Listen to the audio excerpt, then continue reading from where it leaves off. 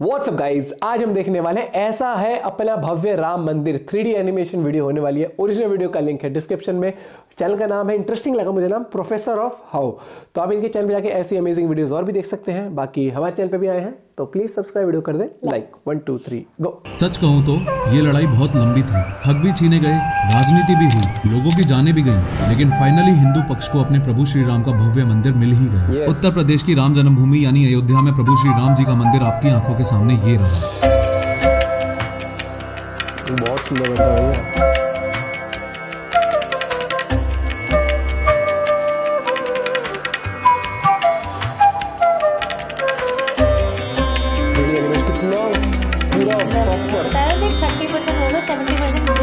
बहुत सुंदर, बहुत सुंदर।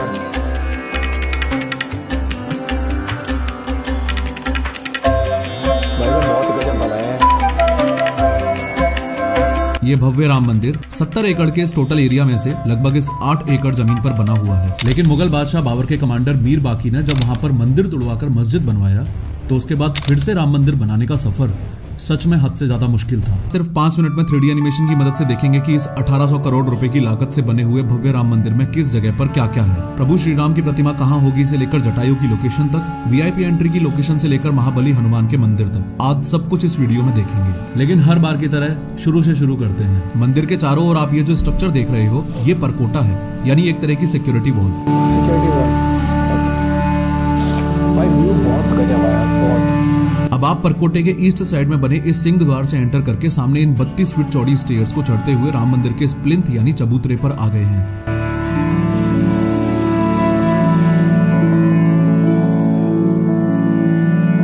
अब देखो, यहाँ से यहाँ तक मंदिर की जो लंबाई है वो है 360 फीट और यहाँ से यहाँ तक चौड़ाई है 235 फीट। और अगर हाइट की बात करें तो यहाँ प्लिंथ से मंदिर के शिखर तक 161 फीट है। एक बात और अच्छे से समझ लो, ये इतना बेस जो आपको दिख रहा है इसी को प्लिंथ बोला जा रहा है और इस प्लिंथ की हाइट लगभग 21 फीट से भी ज्यादा है। अगर सब कुछ हटा के एक एक करके देखा जाए तो ये मंदिर का ग्राउंड फ्लोर है। मंदिर में नॉर्मल एंट्री यहाँ से होगी और मंदिर में VIP एंट्री यहाँ से होगी। नॉर्मल एंट्री करने के बाद सबसे पहले आप यहाँ पहुंचोगे जो है सबसे पहला मंडप, फिर आप आगे बढ़ते हुए यहाँ पहुंचोगे जो है दूसरा मंडप, और फिर आप और आगे बढ़ते हुए यहाँ पहुंचोगे यानी तीसरे मंडप के जस्ट नीचे। तीसरे मंडप के जस्ट सामने ये है मंदिर की मोस्ट इंपोर्टेंट लोकेशन, यानी यही है गर्भगृह, यानी यही है वो जगह जहाँ 51 इंच की प्रभु श्री राम की मार्बल की मूर्ति स्थापित की जाएगी। एक बहुत ही चौंकाने वाली बात यह है कि इस गर्भगृह को इस तरीके से डिजाइन किया गया है कि हर साल चैत्र महीने की शुक्ल नवमी के दिन दोपहर 12 बजे सनलाइट भगवान श्री राम जी की इस प्रतिमा के ललाट को प्रकाशित करेगा। आई एम श्योर इस 51 इंच की प्रभु श्री राम की प्रतिमा के सामने आप ये एक छोटी सी रामलला की मूर्ति तो देख ही पा रहे हो। इस मूर्ति की कहानी बहुत ज्यादा इंटरेस्टिंग है। 2020 में राम मंदिर का निर्माण शुरू होने से जस्ट पहले और ऑनरेबल सुप्रीम कोर्ट के ऐतिहासिक फैसले से जस्ट पहले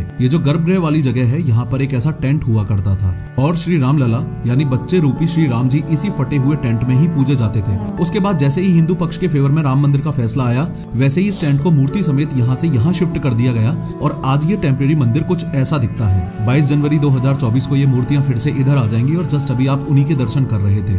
दर्शन करके आप इस गेट से एंटर होते हुए परिक्रमा करते हुए इस गेट से बाहर निकल जाएंगे और फिर तीसरे मंडप के लेफ्ट साइड में ये जो गेट है यहाँ से होते हुए आप मंदिर से एग्जिट कर पाएंगे। दूसरे और तीसरे मंडप के बीच में ये गेट्स और दीवारें हैं, लेकिन VIP एंट्री वालों के लिए सबसे बड़ा एडवांटेज ये रहेगा कि वो डायरेक्टली तीसरे मंडप में ही एंट्री ले पाएंगे। यहाँ थोड़ा सा पीछे आकर देखा जाए तो दूसरे मंडप में दोनों साइड से होते हुए सीढ़ियां सीधा फर्स्ट फ्लोर पर जा रही हैं। ऐसा माना जा रहा है कि ये सीढ़ियां दिसंबर 2024 तक लोगों के लिए खुलेंगी और फर्स्ट फ्लोर एक्सक्लूसिवली प्रभु श्री राम के परिवार के दर्शन के लिए होगा। मंदिर से बाहर आकर दिखाऊं तो ज्यादा उम्र वाले और डिसेबल्ड लोगों के लिए दो बहुत अच्छी सुविधाएं की गई हैं। सबसे पहली तो ये कि परकोटे के वेस्ट साइड में यानी गर्भगृह के जस्ट पीछे मंदिर में जाने के लिए यहाँ लिफ्ट लगाई जाएगी और दूसरी ये कि मंदिर के ईस्ट साइड में ये जो सीढ़ियां हैं उनके साइड में ऐसे रैंप्स बनाए जाएंगे। एक बात आपको ये भी अच्छे से पता होनी चाहिए कि श्री राम मंदिर के मेन स्ट्रक्चर को बनाने के लिए आयरन या सीमेंट का यूज किया ही नहीं है, बल्कि राजस्थान के बयाना तहसील के बंसी पहाड़पुर गांव के पिंक सैंडस्टोन्स के बड़े बड़े ब्लॉक्स को ऐसे आपस में फिट कर करके ये मंदिर बनाया गया है। इनफैक्ट पिलर्स भी ऐसे ही बनाए गए हैं और इस मंदिर में टोटल 366 पिलर्स हैं। ये कंस्ट्रक्शन कुछ ऐसा ही है जैसे बच्चों का ये लीगो गेम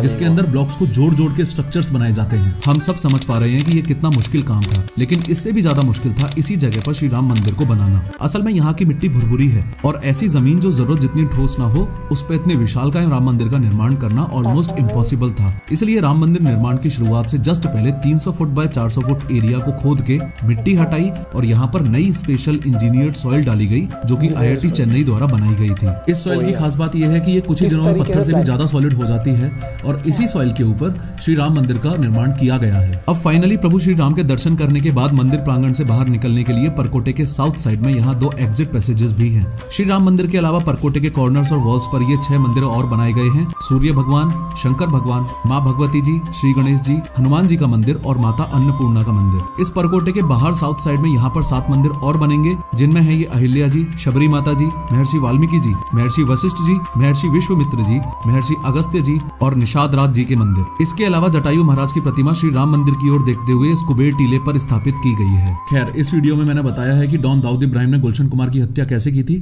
क्लिक करो और जरूर देखो।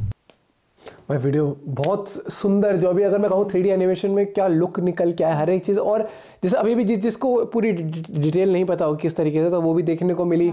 हर एक चीज़ छोटी छोटी डिटेल अगर बात करूँ मैं, तो मुझे ये नहीं पता था कि जैसे मिट्टी है वहाँ की वो भुरभुरी सी थी, तो कंस्ट्रक्शन में इशू आता तो उन्होंने पहले उसको खोदा, फिर उसमें specially construction engineered soil IIT कहाँ का पता था, चेन्नई नहीं शायद से। तो भाई उसके बाद उन्होंने फिर पहले वो बेस तैयार किया, फिर उसके बाद जैसे वो ब्लॉक्स बनाए, वो बोला ना सीमेंट का, उसका आयरन का यूज नहीं किया।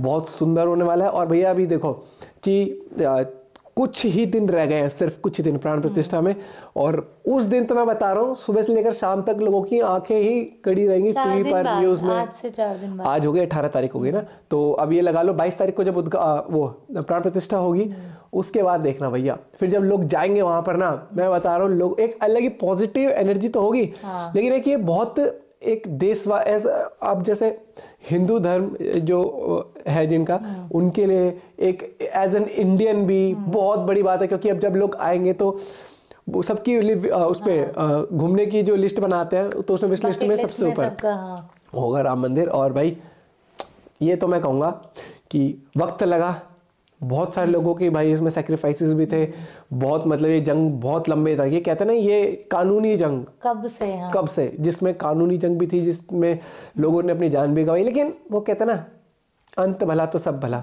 और फाइनली वो घड़ी आ चुकी है। तो भाई कॉन्ग्रेचुलेशन सबको मैं कहूँगा भैया, और जय हिंद जय भारत भी कहूँगा, और सबसे ऊपर जय श्री राम। मिलते हैं आपसे को वीडियो के साथ, बाय बाय, टेक केयर।